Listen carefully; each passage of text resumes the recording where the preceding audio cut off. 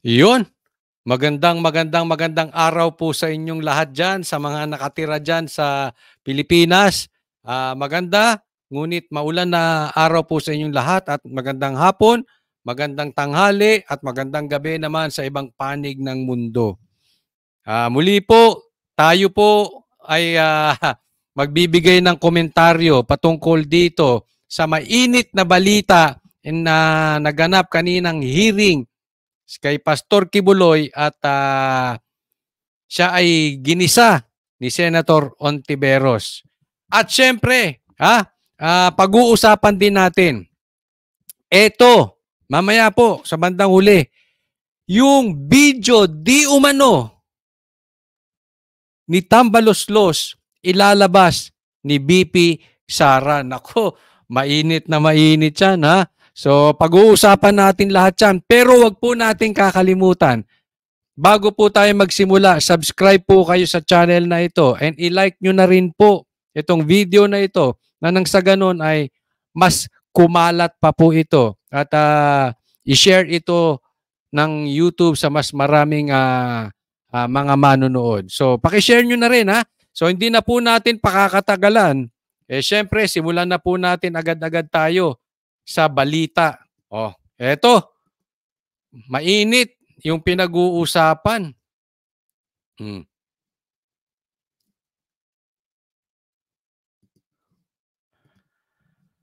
Rapang inakusahan ng pang-aabuso at pagpapahirap si Pastor Apollo Kibuloy ng mga dating miyembro ng Kingdom of Jesus Christ na biktima umano niya.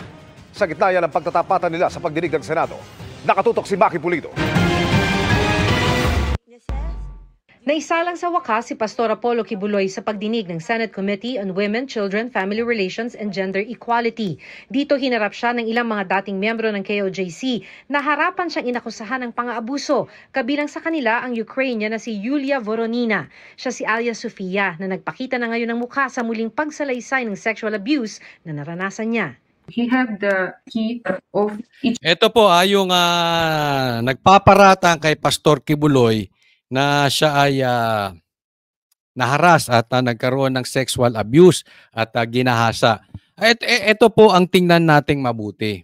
Una, ang tagal-tagal nyo ng ginagahasa. Bakit kayo naglabasan sa gobyerno ni Tambaloslos? Ngayon lang. Ngayon kayo naglabasan, ngayong panahon, ngayong hawak ni Marcos.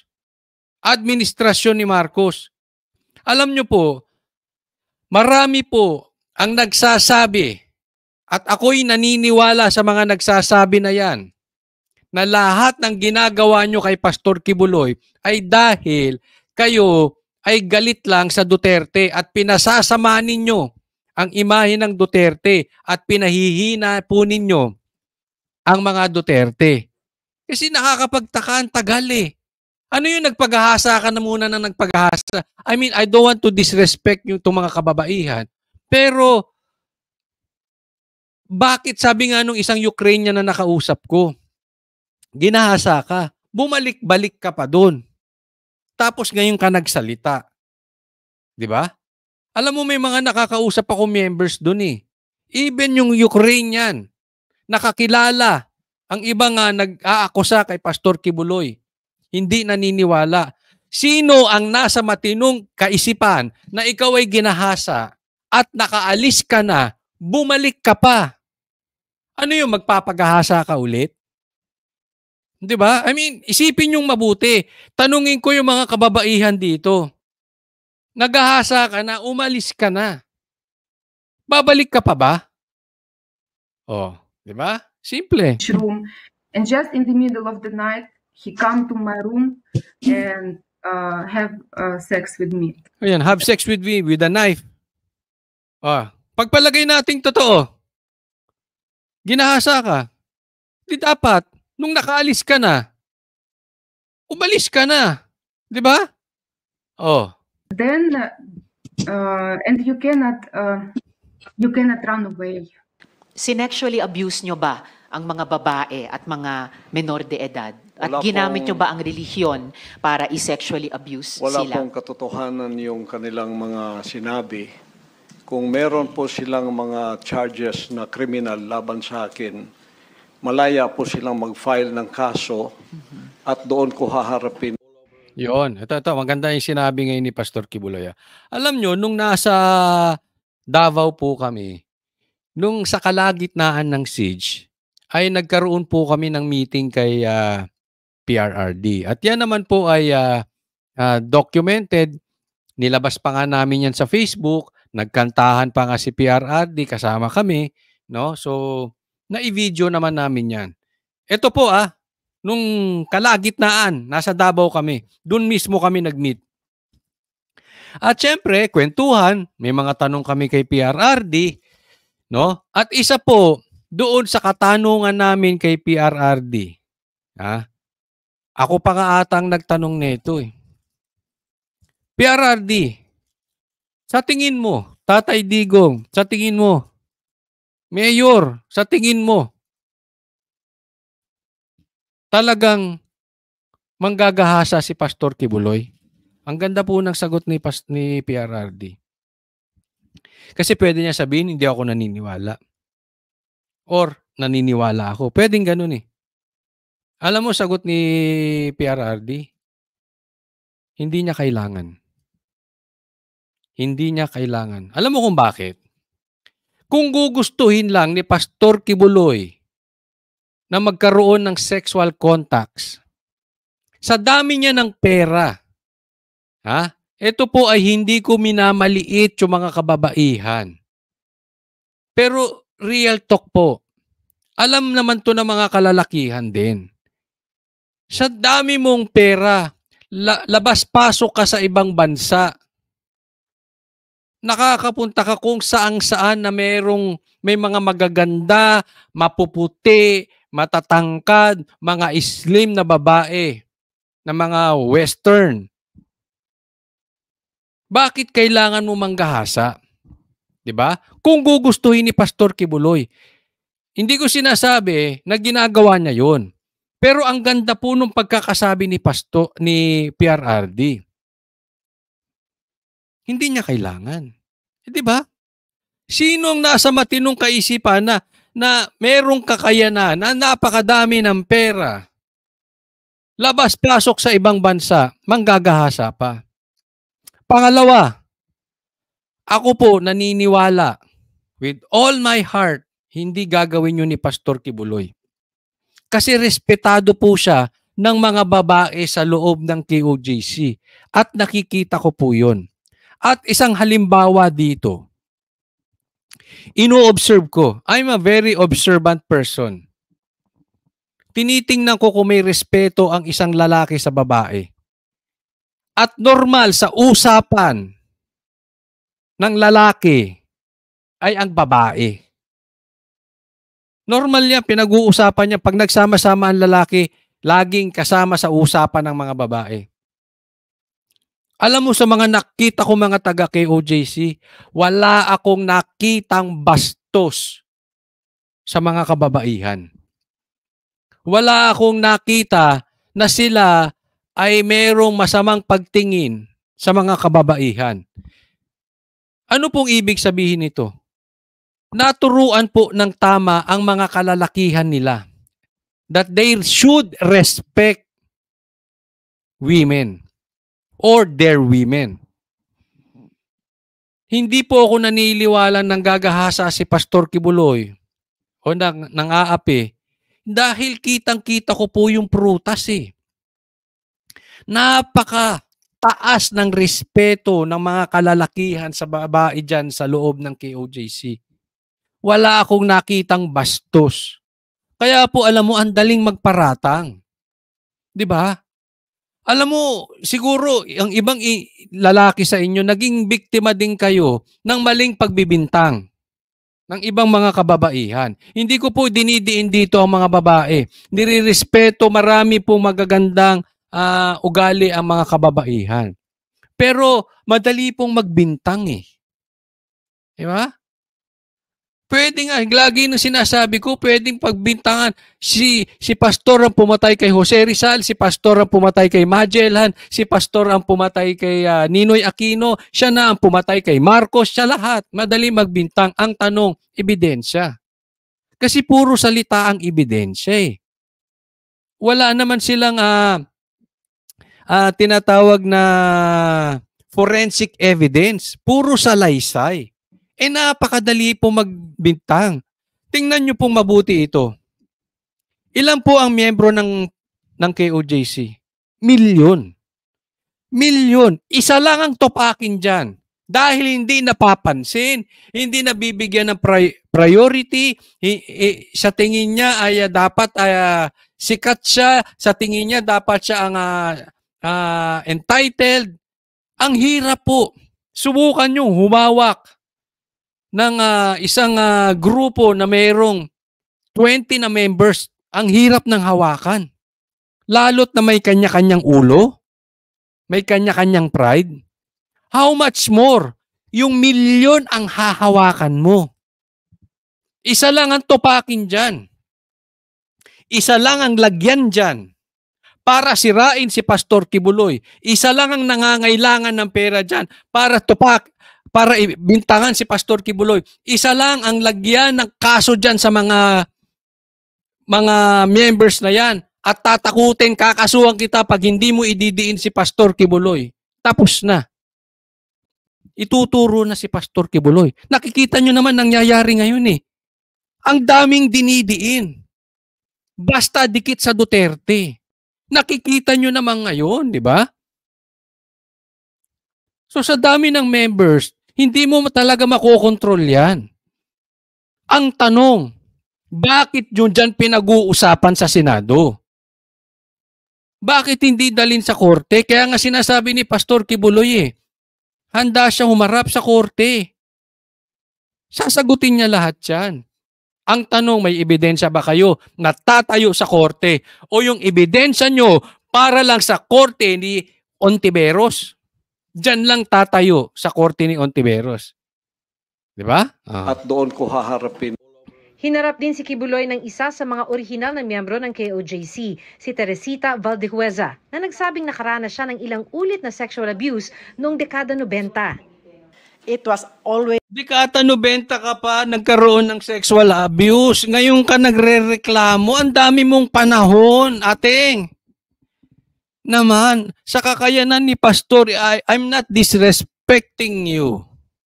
Pero sa kakayanan ni Pastor naman, ang dami niyang makukuhang babae naman. Bakit ngayon ka lang rumireklamo? Bakit hindi mo sampahan sa korte? Kung sa tingin mo talagang ginawa yan ni Pastor, patayuin mo yung ebidensya sa korte. Huwag dyan. Sa trial by publicity na ginagawa ng Senado ni Senator Ontiveros. Di ba? Parang entitled lang tong mga ito eh. Di ba kayo nagtataka?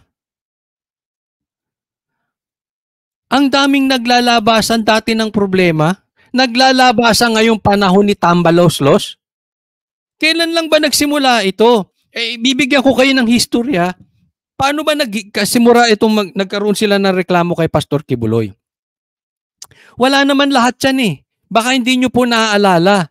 Nagkaroon lang na may sinabing iba hindi nagustuhan ng Kamara kay sinabi ni Ka Eric tungkol sa budget. At nagtatanong lang naman si Ka Eric. Inimbitahan si Ka Eric at si Doc Lorraine at ang SMNI. Ang sunod nun, pinagbintangan na si Pastor. Naghalukay na ng kaso. After nun, nakatuon na sila kay Pastor Kibuloy. Pinatawag na ni Ontiveros. Nakita niyo po yung sirkulasyon? Lahat ng ito dahil sa circus ni Tambaloslos at ni Ontiveros. Yun lang yun eh.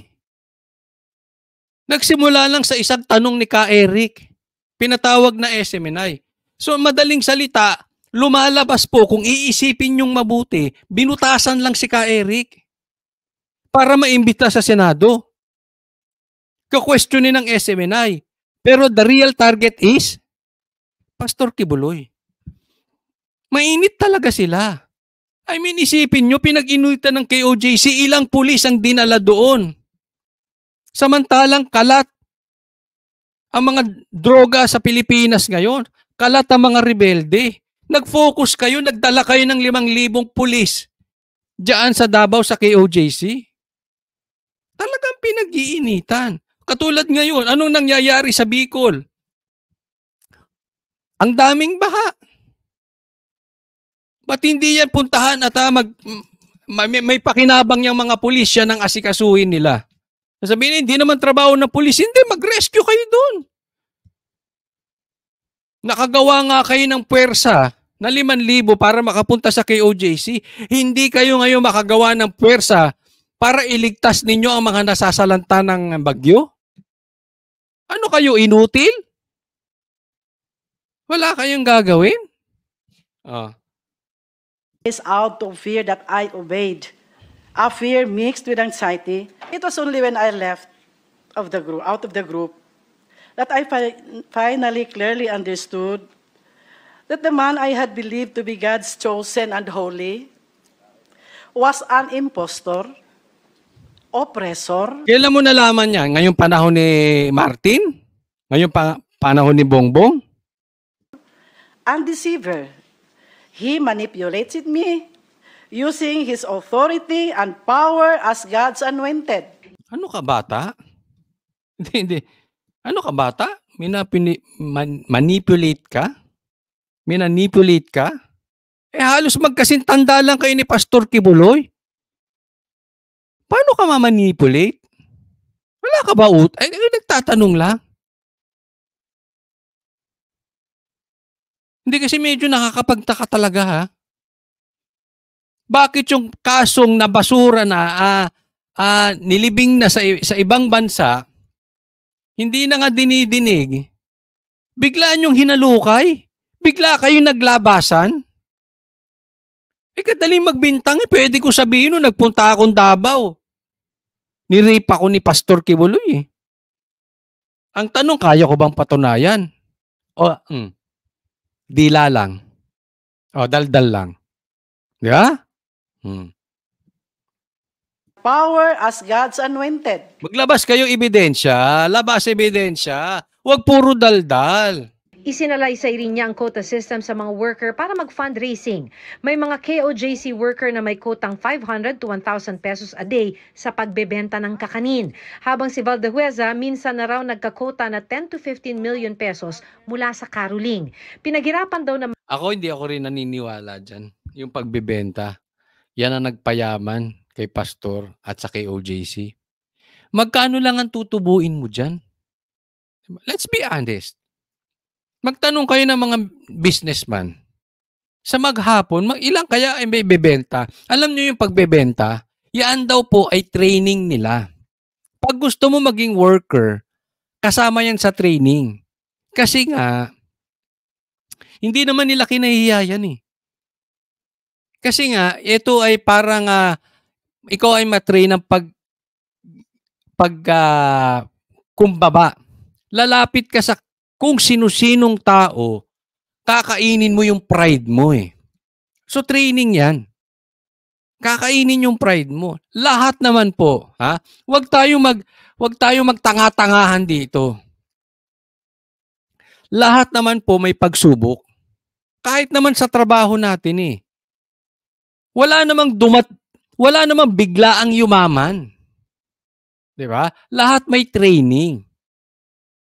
Siguro kung politiko kang magnanakaw, pwede kang yumaman bigla. Anong punto rito? I really don't believe na dahil sa pagtitinda ng biskotso o kakanin, ay makakapagtayo sila ng katulad ng kingdom. It's impossible. It's impossible. Alam mo, lahat naman ng mga simbahan ay may donasyon. Sige nga, magsabi kayo ng simbahan na walang donasyon. Sige. Even yung church na inaatinan ko may donasyon. Lahat po may donasyon. 'Di ba? Kaya wag natin ibintang na May pinagtitinda sila, pinupuwersa sila. Hindi ka naman kailangan maging worker kung ayaw mo eh. Marami silang members, hindi naman worker. Ginusto nyo maging worker at kahit saang church, kahit saang simbahan, may mga workers. May kanya-kanya lang standard, may kanya-kanyang training.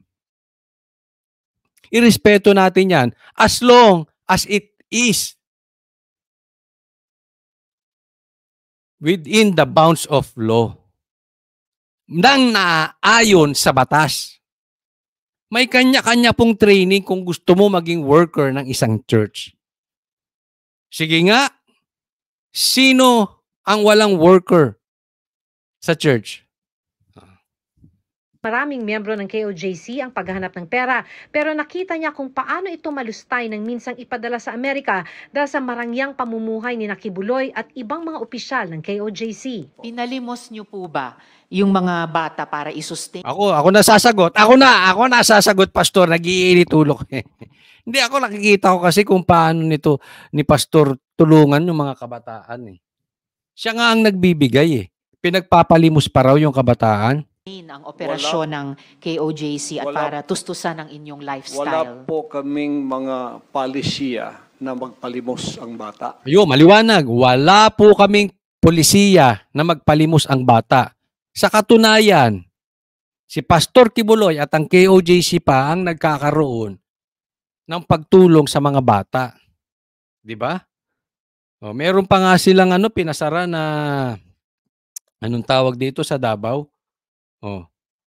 Na nag-aalaga sila ng mga hindi kayang palakihin ng mga magulang. Pero walang polisiya man, pinalimos niyo. Ito sa akin, ha? You had your chance, Risa. You had your chance. Kasi yung asta mo, alam mo sinasabi nung iba, asta mo tatakbong presidente sa 2028. Yung pabida-bida mo, huwag ka magagalit, ha? Kasi sabi nila, ang isang opisyal ng gobyerno ay hindi dapat balat sibuyas. Huwag kang magagalit, Risa. Pero ang sa tingin ko sa'yo, yung asta mo, may plano ka sa 2028. Ipupusta ko sa'yo. Hindi ka mananalo. Huwag mo nang sayangin yung efforts. Hindi ka mananalo. Or baka naman tumatakbo ka, gusto mo lang tumakbo sa 2028, nagtatanong lang para marami kang malikom na campaign funds. Nagtatanong lang, ha? Huwag kang magagalit. But anyway, in any case, yung asta mo parang gusto mo maging presidente or tatakbo ka maging presidente, whether totoo yan or hindi totoo, you had your chance. Nakapagpasikat ka na eh. Nakapag-grandstanding ka na. Ngayon, nakuha mo na yung gusto mo kay Pastor Kibuloy. Nakita mo na siya ng personal. Nakausap mo na siya, nagisa mo na siya, hindi ko alam kung anong motibo mo kay Pastor Kibuloy. Pero siguro naman, ngayon, makaka-move on ka na. Hello? Move on din pag may time. Ha? Move on din. Okay na. Nagawa na nating circus ang Senado. Naka-trial by publicity na kayo. Ngayon, gumawa ka na ng batas. Kasi yan ang purpose nyo eh. Ang purpose nyo ay hindi husgahan kung may kasalanan si Pastor Kibuloy or inosente siya. Ang purpose ng hearing nyo ay gumawa ng batas. Antayin namin ha, Risa. Antayin namin yung gagawin mong batas. Diyan, sa pag-ipit ninyo, pag-gisa ninyo kay Pastor Kibuloy. Pero parang awa mo na. Move on na. Ha? Move on na. Ang daming problema ng ating bansa. Okay? So move on na sana tayo. Ba sila? Hindi po. Wala pong katotohanan yun. Nakaranas din daw si Valdehueza ng matinding parusa sa loob ng 7 buwan dahil sa mga gawa-gawang akusasyon kabilang ang pagnanakaw umano ng 3 milyong pisong pondo ng KOJC at pakikipagtalik sa iba pang ministro. Kabilang sa parusa ang tinatawag nilang dry fasting o walang maiinom o makakain ng 7 hanggang 10. Ito, baka naman may kasalanan ka talaga, kung sino tong babae na ito, no? Pero yung dry fasting na yan, ginagawa rin naman po yan kahit sa saang simbahan. Araw. Pinayagan nyo ba yung pang-aabuso at pag-torture sa mga miyembro nyo? Hindi Halimbawa, yung parusang dry fast. Hindi rin po polisiya ng kingdom ang batas ng pagparusa ng tao ay ipapasting para mamatay. Yun. Teka muna ha. Ang simbahan po naniniwala sa fasting. Tanungin ko kayo, yung simbahan ba ninyo? Iba-iba po kasi tayo ng church eh. Yung simbahan nyo ba ay nirirespeto ang fasting? Kasi sa amin, nirirespeto ang fasting. Ginagawa din yan. Hindi nga lang mandatory. No? Pero, ito ay itinuturo at ito ay may magandang maidudulot sa ating spiritual. No? Ibig sabihin, ito ay kung maaari mong gawin, ay bakit hindi? Di ba? Bagamat walang pilitan. Ngayon, iba-iba po ang bawat simbahan patungkol sa fasting. Pero then again, nagpa-fasting eh. Kaya ang ganda rin ng sagot ni Pastor Kibuloy na sabi niya, hindi po ito pagpaparusa na para mamatay ang isang tao sa fasting. Ang tanong ko dun sa babaeng kanina, ito siya eh. Hindi, ako'y nagtatanong lang naman, huwag ka magagalit. Baka naman kasi may nagawa ka talagang mali. O baka may bastos ka ring nagawa. Meron ka ring naman kabastosang nagawa, kaya medyo may disciplinary action. Again, ginagawa rin yan kahit sa simbahan. Especially pag worker ka. Kasi much is given, much is required. Pag worker ka kasi, ikaw ay dapat ka-respeto. Di ba? Ikaw ang unang nagiging magandang halimbawa doon sa ibang miyembro. Okay? Hindi ako'y nagtatanong lang, baka meron ka rin kabastosang nagawa. Tanong lang naman yon, di ba? But in any case, hindi naman. Kasi hindi naman porket pinagpa-fasting, ito ay again, illegal na. Makakain ng 7 hanggang 10 araw. Pinayagan nyo ba yung pang-aabuso at pag-torture sa mga miyembro nyo? Hindi Halimbawa, yung parusang dry fast. Hindi rin po polisiya ng kingdom ang batas ng pagparusa ng tao ay ipapasting para mamatay. Sa pagdinig, sinabi ng PNP na lumalabas sa kanilang investigasyon. Ito. Sinabi ng PNP, sinabi nitong dalawang to na lumabas sa kanilang investigasyon na alin? Ulitin ko, lumabas sa kanilang investigasyon na nasa 200 babae ang na-rape di umano ni Kibuloy. Ayan. Lumabas, sabi nitong reporter, lumabas sa investigasyon ng mga pulis at sila dalawa ay nandiyan dyan na maraming na-rape na nasa 200 ang na-rape ni Pastor Kibuloy. Ayon sa kanilang investigasyon. Ano ba yung investigasyon nila? Una, may bunker. May bunker ba talaga? Ano sabi? Nagtatago si Pastor Kibuloy sa ilalim.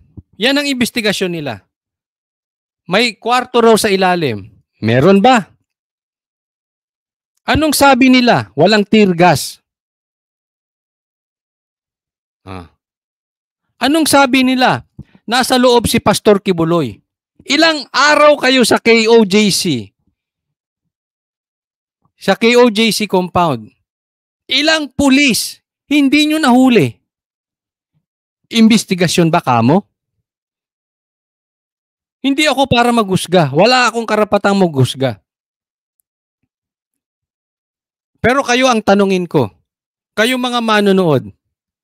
Itong mga ganitong klase, papaniwalaan nyo ba ang investigasyon nila? Nung sumuko nga si Pastor, clueless siya eh. Nung tinatanong siya, remember that? Nagmukha siyang tanga that night. Nung sumuko si Pastor, clueless siya, hindi niya alam. Wala siyang maisagot sa media. Hindi niya alam na sumuko na. Hindi niya alam paano sumuko. Hindi niya alam kung anong nangyari. Nandun sila 5,000 pulis, nalusutan sila. Tapos kinabukasan, bida-bida na siya. Remember that? Ano sinasabi nila? Investigasyon ka mo? May investigasyon daw? Huh. Wow. This room is the bedroom of Mr. Kibuloy in the Bible school. There is a bedroom, something like that. Looks. Syempre, dyan nakatira eh. May bedroom dyan, may kitchen, may CR. Tandaan nyo po yung kingdom na yan, maraming nakatira dyan, hindi lang si pastor. Maraming workers dyan eh. Naiikot namin yan. Gala kami dyan eh. Ipinapakita naman sa amin yan. Ang tanong, ba't di nyo nahuli? Ba't di nyo nahuli sa bunker? Sige nga, ilabas nyo yung kwarto dun sa ilalim. Something like that. With the twin, the lower right corner is the twin tub jacuzzi. This is where Pinagdiinan pa eh. Meron na twin tub jacuzzi. So, pag may twin tub jacuzzi ka, tingnan mo kung gaano kababaw yung investigasyon. So kung may twin tub jacuzzi ka, rapist ka na? Ano ba to, police? Ako'y nagtatanong lang ha. May twin tub jacuzzi? Bakit may twin tub jacuzzi? Ibig sabihin ng twin tub, pang dalawahang tao na jacuzzi. Bakit may twin tub jacuzzi si Pastor Kibuloy? Dahil kaya niya. Kung ako may pera, hindi lang twin tub. Malaking jacuzzi pa, kasing laki ng swimming pool gagawin ko. If I can, why not?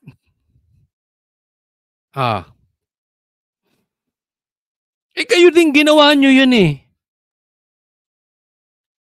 Ginawa nyong pinasok ang KOJC ng ilang araw na hindi naman dapat. Ba't nyo ginawa? Kasi kaya nyo. Yun nga hindi. Illegal pa nga yun sa aking paningin eh. May connect yun. Pero may twin tub jacuzzi? Rapist? Kung gano'n ang magiging investigasyon natin, ewan ko na sa inyo. the sexual exploitation oftentimes is being... May video ba kayo? May video ba kayo na merong may ginahasa si Pastor Kibuloy? Bukod sa daldal. Kasi alam nyo, ito hindi sa pagbibintang ha. Merong magalit sa inyong dalawang pulis? Halimbawa lang. Kahit sinong babae, pwede kayong ituro ng panggagahasa eh. Dakdak lang. Ang tanong, kaya ba nilang patunayan? Yun ang question doon. Diba? Hindi ko po kayo pinagbibintangan. Ang ibig ko lang sabihin, sana, may malinaw, may video. Bukod sa dakdak, dapat meron kayong maipakitang iba. Bukod sa dakdak na mga witnesses nyo. perpetrated. Nang makaharap ang media pagkatapos ng pagdinig, sabi ni Kibuloy, sa korte niya sasagutin ang mga alegasyon. This one is like trial by publicity. Hindi, talagang trial by publicity yan, Pastor.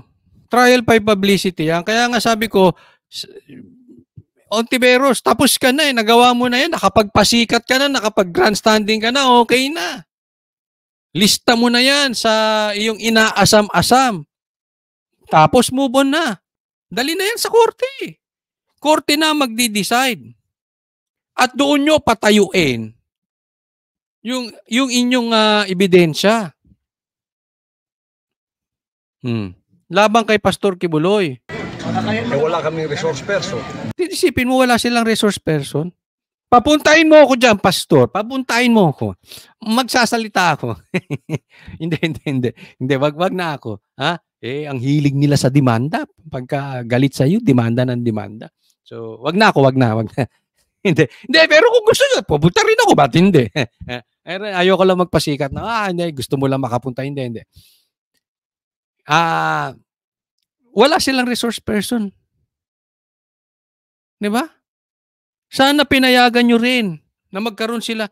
Ang dami pong natulungan yan. Even the Ukrainian sa loob, mga ibang lahi nakakausap namin. Buang buang yung mga nagbibintang ng panggagahasa kay pastor. May kalandian daw yung iba. Di ba? Oh. Sana, kung patas kayo, pinagbigyan nyo rin magkaroon ng witnesses tong sila Pastor Kibuloy. Walang galing sa amin, galing lahat doon sa kabila. Pastor, see you. Sana makadalaw kami sa iyo, ha? O kaya, yung KOJC incident, hindi naman binanggit. Para sa GMA, Alam, eto ha.